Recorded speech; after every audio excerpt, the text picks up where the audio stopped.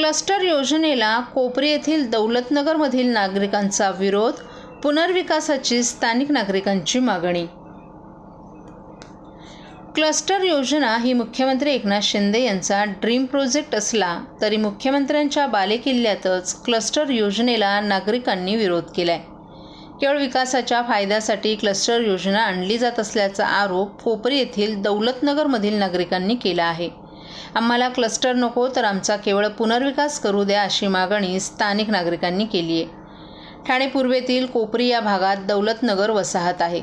या वसाहतीत जवळपास 15 इमारती असून 200हून अधिक कुटुंब वास्तव्यास आहेत। यामधील काही इमारती या धोकादायक आणि मोडकळीस आल्यात, त्यामुळे येथील रहिवाशांनी इमारतीचा पुनर्विकास प्रकल्प हाती घेतलाय। त्यानुसार 2022 रोजी मुख्यमंत्र्यांच्या उपस्थितीत इमारतीच्या पुनर्विकासाच्या भूमिपूजनाचा सोहळा पार पडला। मात्र कालांतरानं विकासक आणि कमिटीनं कोणालाही विचारात न घेता क्लस्टर योजनेचा घाट घालण्यात आला असल्याचा आरोप येथील रहिवाशांनी केला आहे।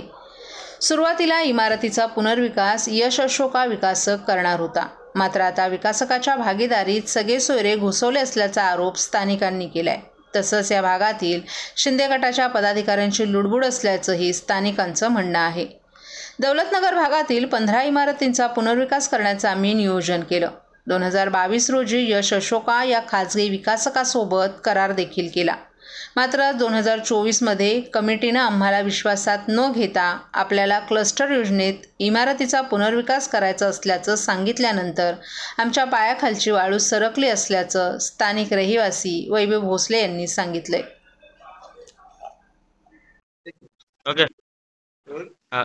काय सांगाल दौलतनगर सोसायटी बद्दल जो प्रॉब्लेम रहिवाशांबद्दल झालाय तो काय तुम्हाला सांगायचं? नमस्कार, मी दौलतनगरचा रहिवासी वैभव भोसले। आज इथे आमच्याकडे दौलतनगरचं रिडेव्हलपमेंट जे चालू होतं ते 2016 पासून ती सगळी प्रोसिजर चालू आहे। 2016 मध्ये विकासक आमचे ठरले गेले, मान्य झाले, पण आज 2024 पर्यंत आम्ही इथं उभे आहोत, पण अजूनही आमचं रिडेव्हलपमेंट असं हे काय पुढे सरकलेलं नाही।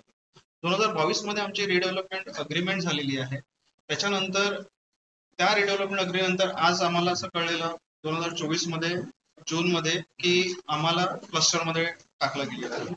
आमच्याकडे 110 मेंबर्सनी त्याच्यासाठी ऑब्जेक्शन नोंदवलेली आहे। क्लस्टर डिपार्टमेंटला ते टाकलेले आहे की आम्हाला क्लस्टर मध्ये जायचं नाही, तर आम्हाला कोणाचंच त्याच्यासाठी अप्रुव्हल नाही आहे। आम्हाला आमचं जे नॉर्मल रिडेव्हलपमेंट आहे, जे 2022 ची अग्रीमेंट झाले त्याच्यानुसार आम्हाला ते रिडेव्हलपमेंट करून मिळावं ही सगळ्या पूर्ण रहिवाशांची म्हणजे अपेक्षा आहे आणि आम्ही त्याच्यासाठी सगळ्यांच्याकडे दाद मागतोय आणि आम्हाला प्रत्येकाला एक इंडिव्हिज्युअल अग्रीमेंट मिळून आम्हाला जर ते प्रॉपर झालं रिडेव्हलपमेंट, आम्हाला त्याच्यासाठी मंजुरी आहे। रिडेव्हलपमेंट व्हावं ही आमची इच्छा आहे। दौलतनगर मध्ये एकूण किती सभासद आहेत तुमचे आणि किती जणांचा क्लस्टरला विरोध आहे? एकूण सभासद आम्ही 205 म्हणजे तिकडे सदनिका आणि दुकान वगैरे असे आहेत। त्यातल्या 5 ह्या दुकानं जी आहेत ती आमची दौलतनगर सोसायटीचीच आहेत। तर 200 म्हणजे मेंबर्स आहेत किंवा तिकडचे ते सदस्य आहेत, त्याच्यापैकी 110 जणांनी आक्षेप नोंदवलेला आहे। आता सध्या जी दौलतनगरची कमिटी आहे ती तुमच्या सोबत आहे का? महाराष्ट्रातील भगिनींना आधार देणारी राज्य शासनाची मुख्यमंत्री माझी लाडकी बहीण योजना। या योजनेअंतर्गत अल्प उत्पन्न गटातील 21 ते 65 वयोगटाच्या भगिनींना मिळणार दरमहा 1500 रुपयांची मदत। अर्ज करण्यासाठी 31 ऑगस्ट 2024 पर्यंत मुदतवाढ। कुटुंबाचं वार्षिक उत्पन्न 2.5 लाख रुपयांपेक्षा कमी असलेल्या महिला पात्र। कुटुंबाकडे पिवळं किंवा केशरी रेशन कार्ड असल्यास उत्पन्नाचा दाखला आवश्यक नाही।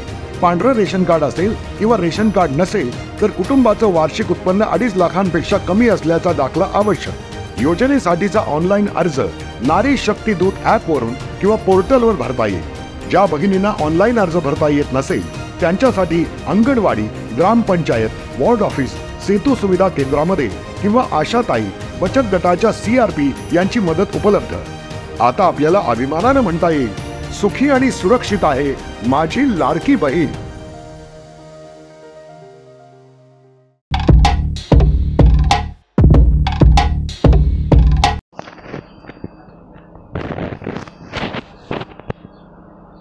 ठाणे पोलिसांच्या सायबर विभागाचं उभारण्यात आलेलं स्वतंत्र कार्यालय उद्घाटनाच्या प्रतीक्षेत।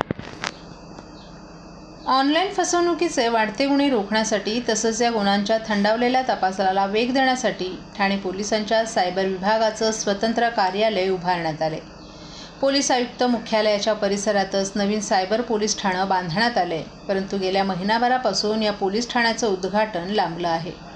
15 ऑगस्ट रोजी मुख्यमंत्र्यांच्या हस्ते या पोलीस ठाण्याचं उद्घाटन होणार होतं, परंतु हा मुहूर्त चुकला असून पुढची तारीख अजूनही मिळाली नाही. त्यात दसऱ्यानंतर विधानसभा निवडणुकीसाठी आचारसंहिता लागण्याची शक्यता असल्यानं पितृपक्षानंतर नवरात्र उत्सवात तरी उद्घाटनाचा घट बसेल का असा प्रश्न उपस्थित होत आहे. ATM card, credit card block होणार असा बहाणा करून बँक खात्यातील रोकड लंपास करणं, कधी गुंतवणुकीचे, नोकरीचं प्रलोभन दाखवून पैसे उकळणं, लाईट बिलाच्या नावानंही बँक खाते रिकामे करण्याचे प्रकार दिवसेंदिवस वाढत आहेत. दिवसाढवळ्या ऑनलाईन फसवणुकीचे नवनवीन प्रकार समोर येत आहेत. ठाणे पोलीस आयुक्तालय क्षेत्रात गेल्या 7 महिन्यात अशा प्रकारच्या 450 गुन्ह्यांची नोंद झाली आहे. अशा प्रकरणात फसवणूक झालेल्या फिर्यादींच्या हाती काहीच येत नसल्यानं शेकडो गुन्ह्यांची नोंदही होत नाही.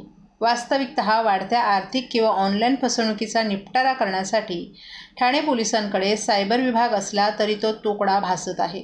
स्वतंत्र पोलीस ठाणे नसल्यामुळे गेली अनेक वर्ष पोलीस आयुक्त मुख्यालयात अडगळीत हा विभाग सुरू होता. फसवणूक झालेली व्यक्ती आधी आपल्या परिसरातील पोलीस ठाणे गाठते, तेथून त्यांना सायबर विभागात पाठवलं जातं, परंतु येथेही निराशा होऊन त्यांना पुन्हा परतावं लागतं.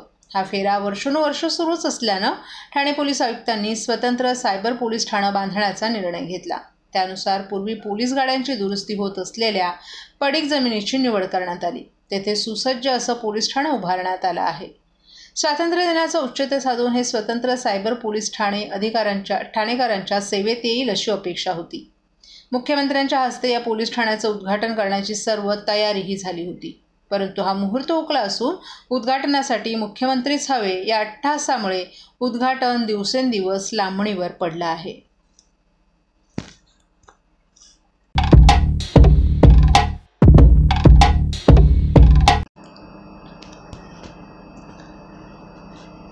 TMTच्या 1100 सेवानिवृत्त कर्मचाऱ्यांचे पालिकेनं चक्क 364 कोटी रुपये थकवलेत.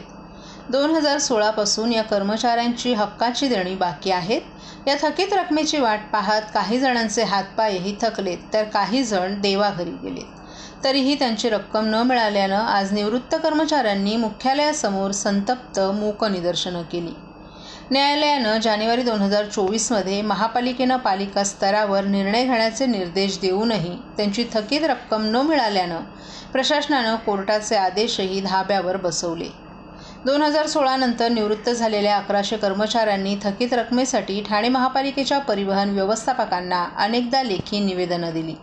त्यांच्या थकीत रकमेच्या प्रस्तावावर आयुक्तांनी स्वाक्षरी केली असून ती फाईल नगरविकास खात्याकडे पाठवण्यात आली आहे. मात्र गेल्या 3 वर्षांपासून त्यावर कोणताही ठोस निर्णय घेण्यात आला नाही. वारंवार प्रशासनाचे उंबरठे झिजवूनही त्यांच्या हाती निराशाच येत असल्यानं कर्मचाऱ्यांनी मुंबई उच्च न्यायालयात धाव घेतली. न्यायालयानं अंतिम निर्णय देऊनही प्रशासनाकडून कोणतीही रक्कम न मिळाल्यानं संतप्त कर्मचाऱ्यांनी आज पालिका मुख्यालयासमोर मूक निदर्शनं केली. तसंच वागळे आगार येथे मोर्चा काढून अधिकाऱ्यांना घेराव घातला. सेवानिवृत्त कर्मचाऱ्यांना अनुदान मिळणार असून त्यासाठी महापालिका आणि शासनाकडे मागणी करत आहोत. पालिकेनं अनुदानाचे पैसे दिले की कर्मचाऱ्यांना त्यांची रक्कम मिळेल असं आश्वासन यावेळी परिवहन व्यवस्थापकांकडून देण्यात आले. बघा, मी सुरुवातीला जाऊन मी आमच्या ठाणे महापालिकेचे परिवहन सेवेतले व्यवस्थापक त्यांना जाऊन भेट दिली आहे. त्या भेटीमध्ये त्यांच्यावर चर्चा केली. चर्चा केल्यानंतर मी त्यांना फक्त एवढंच एक शब्द बोललो आहे की जेव्हा ते आमचे कर्मचारी एकत्र झालेले आहेत, एकत्र झाल्यामुळे त्यांनी माझ्यावर दबाव आणला की बाबा तू 10 दिवसानंतर पुढचं काय करणार आहे. तर 10 दिवसाचं पुढचं मी आंदोलनाचा त्यांना घोषणा देऊन आलेलो आहे. पण त्यांनी मला उत्तर असं दिलं आहे की 10व्या दिवशी जर तू 11व्या दिवशी आंदोलनाला बसलास तर तुला बेनिफिट का भेटणार, तुला आंदोलन करून पैसे भेटतील का.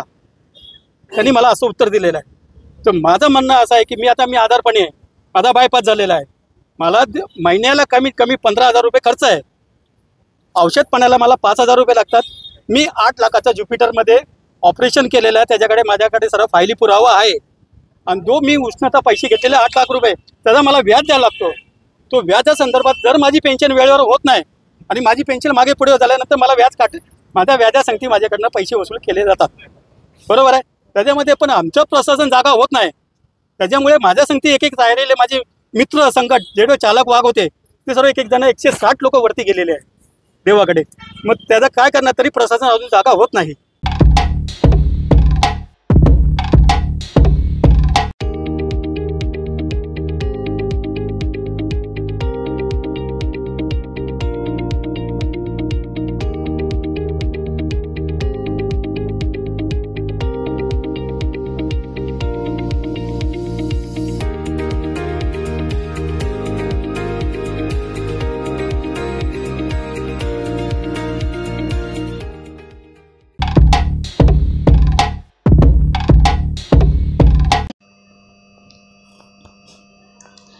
सार्वजनिक बांधकाम मंत्री रवींद्र चव्हाण यांच्या वाढदिवसानिमित्त भव्य रक्तदान शिबिराचं आयोजन.